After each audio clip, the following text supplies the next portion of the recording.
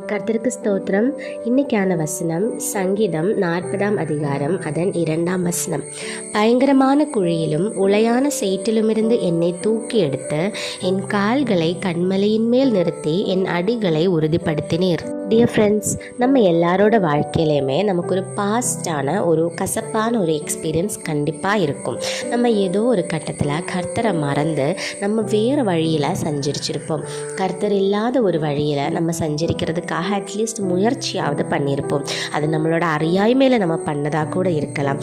ஆனால் கர்த்தர் நம்மளை அந்த இடத்துலேருந்து தூக்கி, அந்த சேற்றிலிருந்து தூக்கி, நீ நடக்க வேண்டிய பாதை இது கிடையாது, நீ நடக்க வேண்டிய பாதை வேறு இருக்குது அப்படின்னு நம்மளை கரெக்டான ஒரு பாதையில் கொண்டு அந்த ஸ்டார்டிங் பாயிண்டில் நம்மளை நிறுத்தி வச்சுருக்காரு.